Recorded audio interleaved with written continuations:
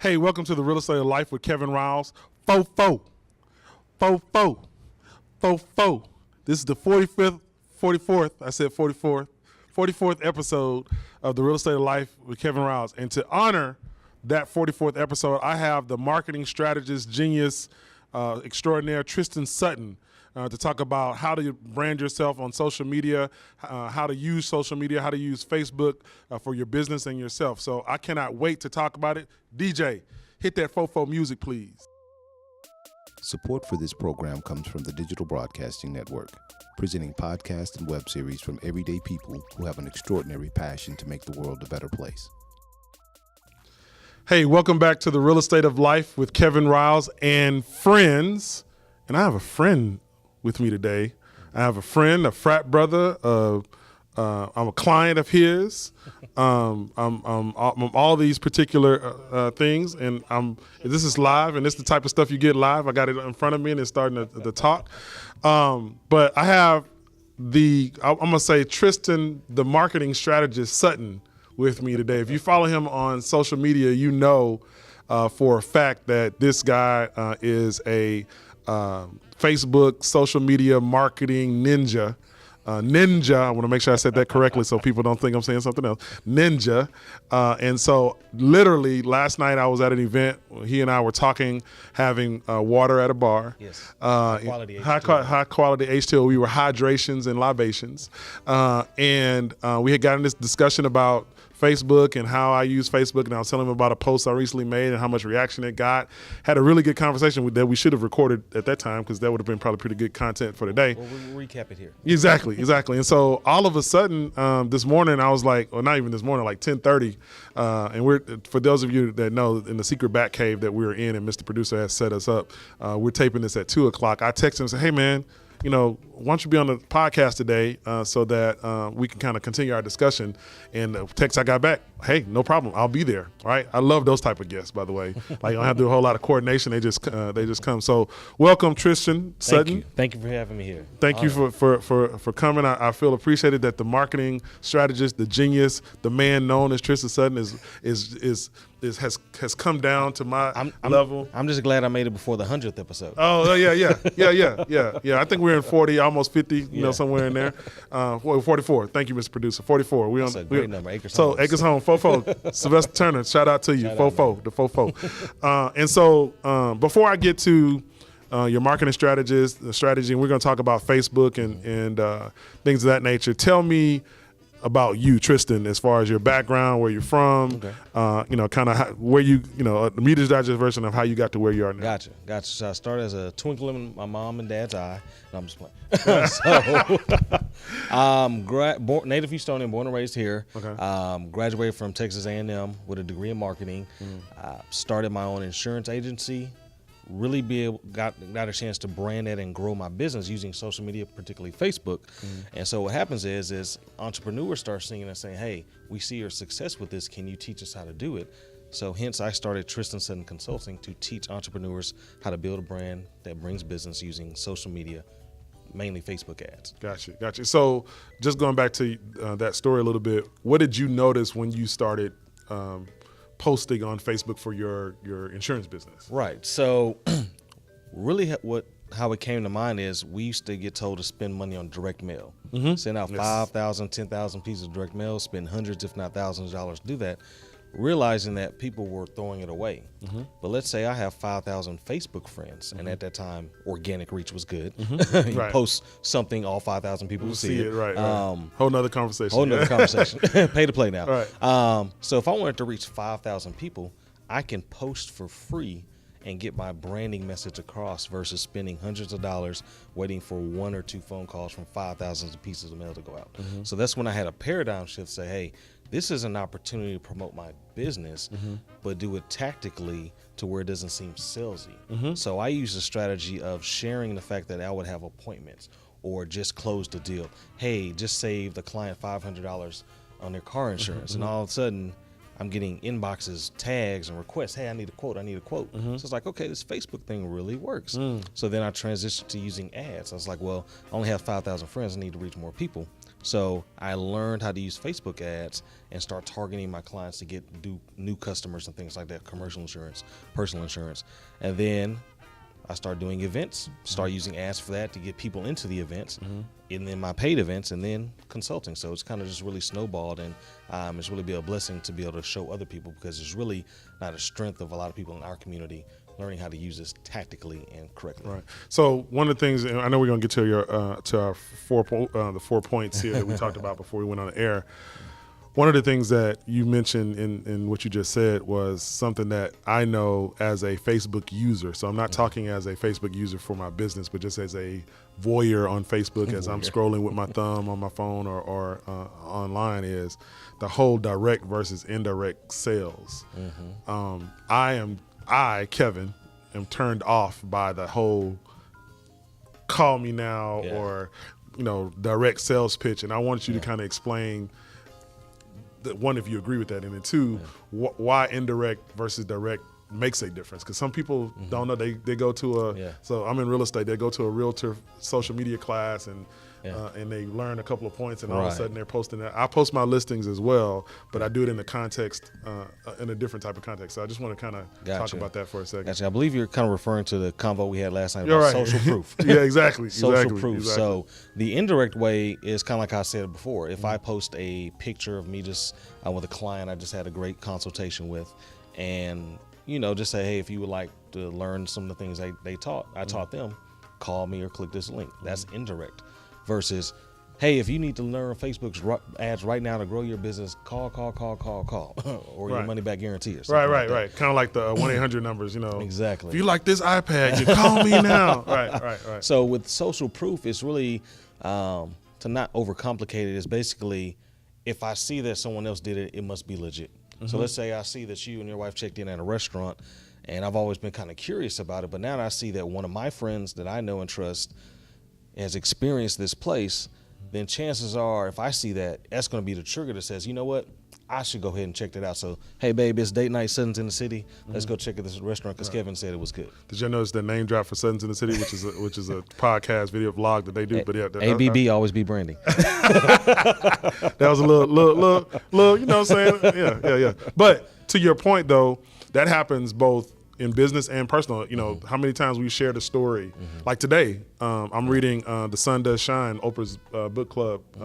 I said reading, I did an audible on it, and I'm almost finished with it, and it's a fascinating story, awesome story. So I'm branding it right now just by talking about it, but I shared the video of her interview with him and said, hey, this is a must read. And I don't get anything from them buying it or no affiliate program. Yeah, exactly. There's no affiliate programs, but I just really believe it's an awesome story of faith.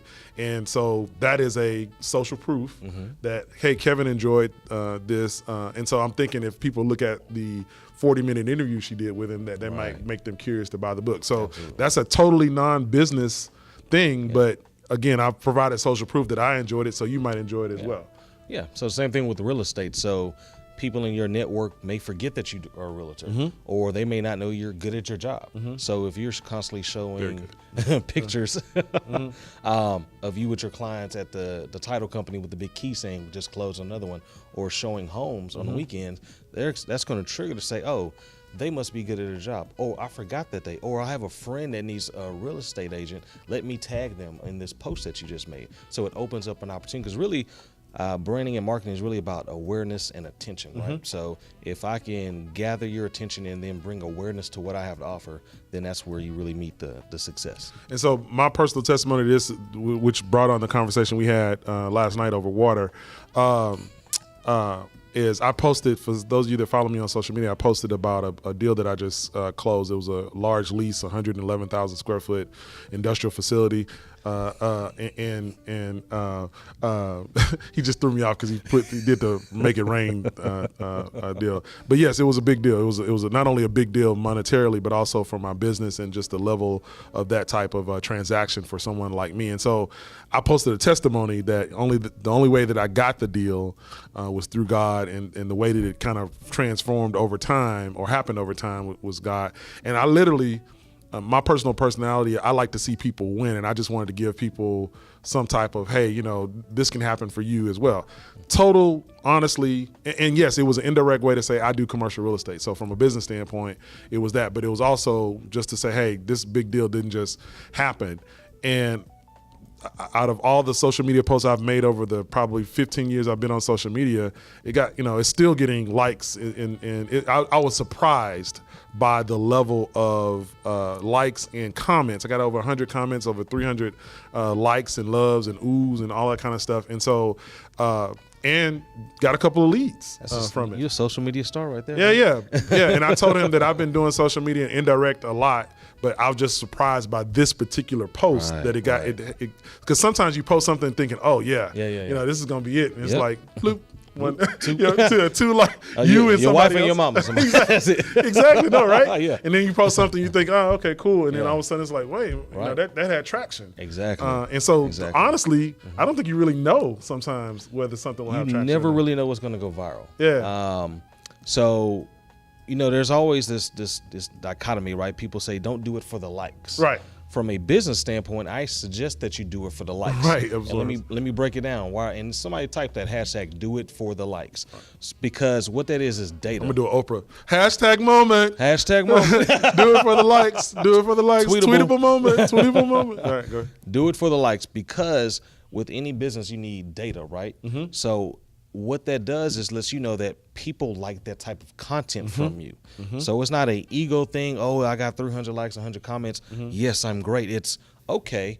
My audience or my tribe or my avatars, whatever you want to call it, they like this kind of content. And that's what social media is all about, content that meets and speaks to your tribe. So now going forward that, hey, instead of me just saying I'm a commercial realtor, I can post some of the deals that I'm doing, and that will resonate more with them and bring more opportunity from all parties involved. I absolutely agree with that. I learned that I don't, honestly, an humble guy, and I don't post a lot.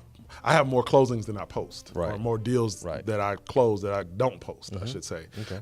And so I was like, oh, okay, well, we talked about this last night. People like positive stuff, Absolutely. right? They want, and I think most people's heart is that they want people to win and do well. Absolutely. And so that resonated with my tribe. That measured the tribe. One other thing before we get to your four, we're going to kind of get to your end with your 4 points. But you mentioned something last night that I ran in my head as I was driving home about social media in general being your own TV station. Absolutely. And so I just wanted you to kind of talk about what you meant by that, or kind of repeat that for the people. So, this is the perfect example. We're on Facebook Live on your personal profile. Right. So your audience is your own right. I'm on TV. Mama made it.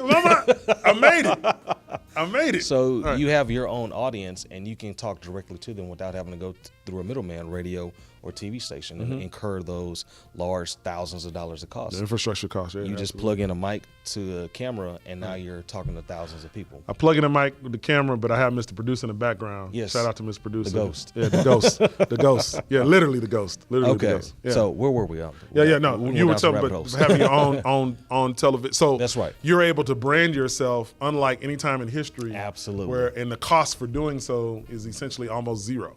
Very much so. Yeah, minus equipment, time, et cetera. Yes. Because you go to a radio station, they're going to charge you, several thousand. TVs, tens of thousands.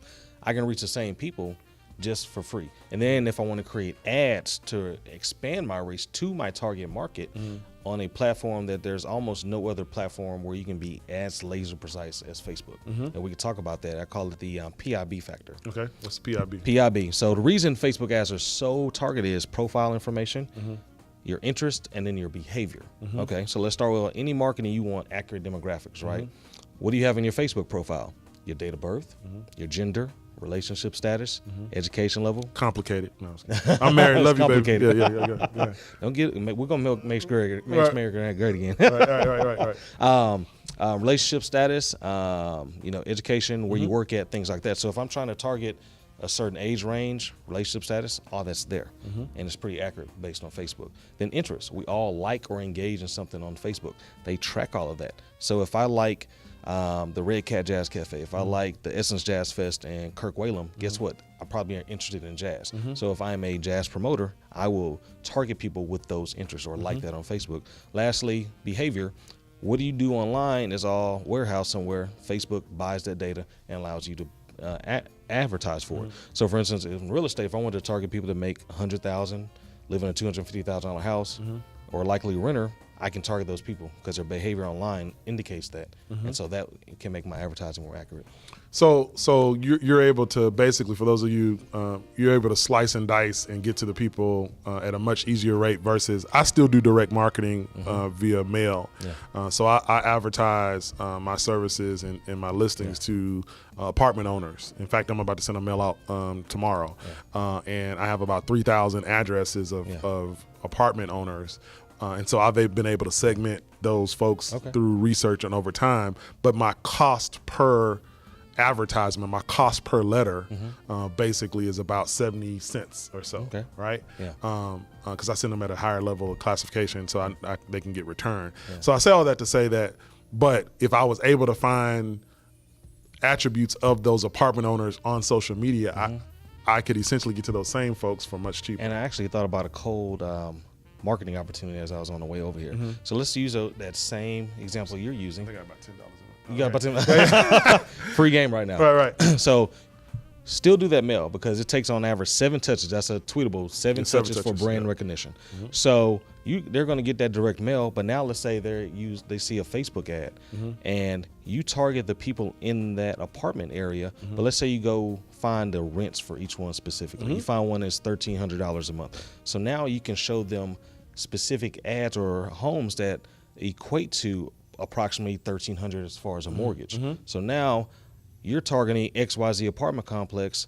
Hey, if you're a resident here spending $1,300 a month, wouldn't it be great to spend that same money on a home and show one that looks just like that one or has similar amenities near them? And right. So for those residential real estate agents out there, he just gave y'all, what did JC say? He just gave y'all free game. Free game, yeah, because Jay-Z said I'll get it for $9.99. Y'all get it for free. Exactly. And my clients, when I say commercial, I mean apartment complex. I'm talking about the owners of the apartment complex. Oh, he's talking big boss. Okay. Yeah. But no, but it's the same. It's the same. You know, if I found out that apartment owners in the city of Houston on social media all like to read Wall Street Journal articles on real estate, or Houston Apartment Owners Association, and they're a member of that Facebook social group, then I can target, and I have targeted that as well. So no, I definitely agree. So before we started, you mentioned that, and I don't know if the PIB was a part of those 4 points. It's not. Okay, so let's talk about Facebook ads. Okay, and Facebook ads are not organic. They are where you pay to get to that audience that we just talked about. Absolutely. And you told me that you had kind of 4 points that people need to kind of be aware of when they're making Facebook ads. Instead of just doing like most of us, like, oh, I think this would be cool. Ooh, cool. $10? Okay, I'll put $10 on it. Yeah, you just threw that at Mark Zuckerberg. Right, exactly. You said, appreciate you. Thanks. So yeah, what do I need to think about? What are kind of some things I need to think about when I talk about Facebook ads? So 4 things you have to get right to have a successful ad. And you may want to write this down, IVAC. You have to have the right image, which is going to cause the pause. You have to have the right verbiage, compelling copy to get them in. You have to have the right audience, target the right avatar of the tribe, and you have to have a call to action. You have to tell them what to do next. So I'm going to pause you there. He's a marketing major, MBA in finance and marketing. That's the same 4 things that you need when you do almost any type of marketing, to be honest with you. So for those of you that think it's a lot different, the way you do it on Facebook is different, but that's just ironic that those things. So let's talk about image. Let's talk about 2 of them. So image. What type of image am I trying to? So to try to make it brief, you got to realize that people are seeing thousands of posts a day, other ads, and et cetera, and people aren't on Facebook to purchase. They're here to escape reality, essentially. So you have to do what I call cause to pause, something that's going to stand out from the typical post that they will see. So whether it be bright colors, you speak to them directly, hey renter, hey apartment complex owner, et cetera, make them say stop and stop scrolling, stop the scroll. The next one is the verbiage. So now that you've got their attention, now you have to keep it. Average adult only has 8-second attention span. So now I have to keep them reading. So what am I saying in that ad? Typically you want to call out the avatar or who they are, point out a pain point, provide a solution, and then lastly, call to action. So one of the things that I wanted to talk about as well is static ads versus video ads. So now you can do kind of video ads, and We should be doing video ads. right. So that tells me that question is what do you recommend as far as the type of ads, whether I get a graphic, a GIF, or a video? Right. So typically, anytime you start a campaign, you want to have a video ad. You can do retargeting with the static image, but you need that video is just going to make them stop scrolling, kind of pay attention. And it's really what's killing on social media right now. That's why you have Instagram TV and stories and everything. So you want your video to be no longer than a minute. So keep it between 30 seconds to a minute. Depending on what it is, 15 seconds may be optimal, but nothing over a minute. So for those of you that don't know or have seen, I've used one of them as an ad, but Mr. Producer, when he produces our videos, and by the way, you can find all of my podcasts, all 44, or will be 44 episodes, episodes, on my website at kevinriles.com. So we have a vlog and also a podcast on Apple iTunes, Google Play, and all where you can get your podcast. But he does promos for me, and so he'll take the content in this and maybe take one of these points and put some graphics on it. Usually it's about no more than 30 seconds, and I post those on Facebook and Instagram, and then I've used a couple. I need to do a better job of it, but use a couple as ads. But he's right. When people are scrolling, they are, they stop. Absolutely. They stop. And even though they may not like the views. Right. The views. And so you mentioned something earlier that I just thought about. So 2 years ago, you know how Facebook reminds you of what you posted 2 years ago, and this is anniversary. Memories, yeah. So 2 years ago, I had an interaction with a potential client on the on trying to basically use me to show a property, but didn't want to engage with me as a business person. Oh, and I did a rant. I taped myself doing a rant as a free, just a public. I call it a public service announcement. Realtors do not work for free. I think I remember that. Right. And I went off for about a minute and a half. Can't do it, won't do it, can't have it, won't have it. And so someone, Chase Sloan, shout out to Chase Sloan out there, Keller Williams agent. Chasing real estate. Yeah, Chasing Real Estate, there you go. And so she shared that the other day.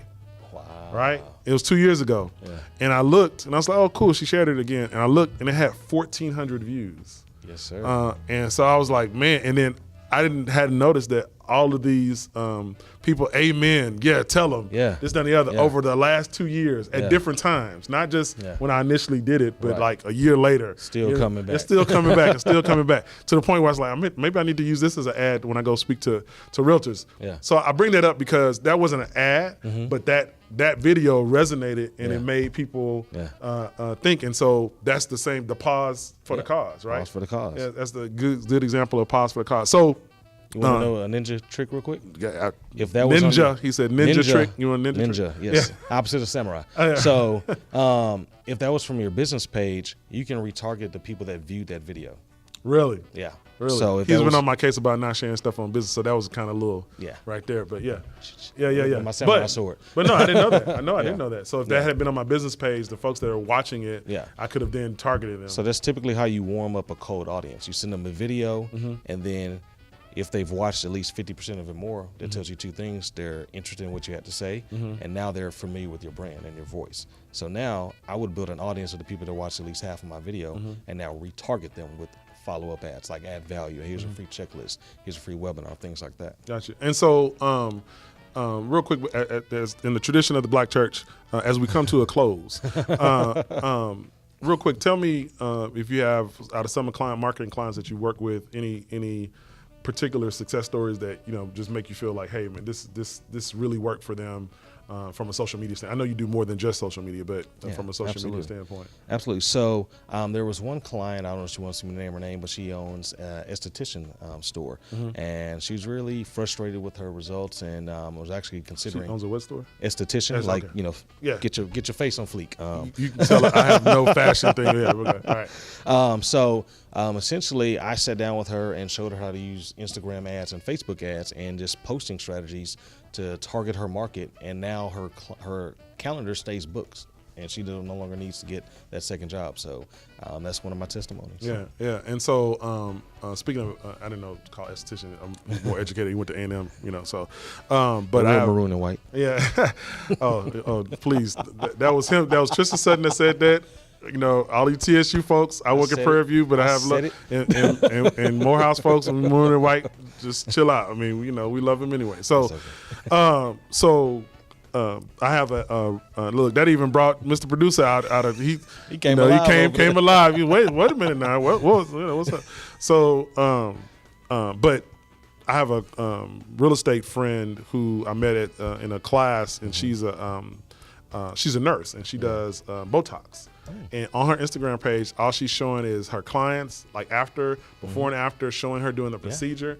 And she says she gets bookings from that. Social proof. Yeah, social proof. Absolutely. So if people want to take a class or meet with you individually, how do they get in touch with Tristan, marketing strategist Sutton? Well, I'm going to do everyone a favor and give them that free checklist, okay. that IVAC. So if you want to make ads, so do me this favor, text V as in Victor, AC to 281-500-9490. That's once again 281-500-9490. Type in IVAC and text that, and you will get a link to download the free checklist that will give you the blueprint to make a successful ad. This brother even showing you how to market. That's called an IVR, interactive voice response system. So we could do some more. You click on the link, and you're going to get a retargeting ad and all that kind of stuff. Yeah. But you get to see it in action. That's what you do. So any parting thoughts? You'll get his contact information. So one more time, text it to 281-500-9490. Gotcha. And follow him online at Tristan E. Sutton. So that's Instagram, TristenESutton for that's Facebook, Instagram, LinkedIn, all of the above. Gotcha. And so any parting shots as far as any last nuggets before we log off?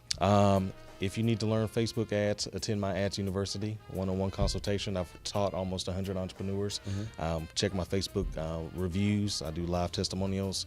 All of them have said they've walked away better and been able to generate money from it. So, and if you mention the Kevin Riles, the Real Estate of Life podcast, he will give you a hug. I'll give you a hug gift card. A hug gift card for his Facebook. I mean, I appreciate. And you all will get 25% off coming from Kevin Riles.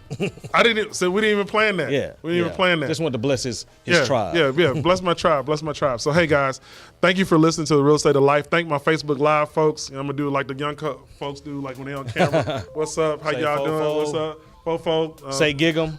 Oh, no. Okay. All right, then. Thank you for listening to Real Estate of Life and looking at the Real Estate of Life online. I will see you guys next week. Hey, first and foremost, I want to thank you for listening to the Real Estate of Life with Kevin Riles. You know what? I've decided you guys need to call me. Why do you need to call me? If you're looking for commercial real estate services, you need to call Kevin Riles Commercial. We offer tenant representation. We specialize in investment brokerage as well. So if you're someone out there that's looking to lease commercial office space, we're the company for you. And then also, if you're looking for anything that returns a return on your investment, industrial, retail, multifamily, things of that nature, give us a call. Call us at 281-403-3700. Again, that's 281-403-3700, or look at us online at Kevin Riles Commercial.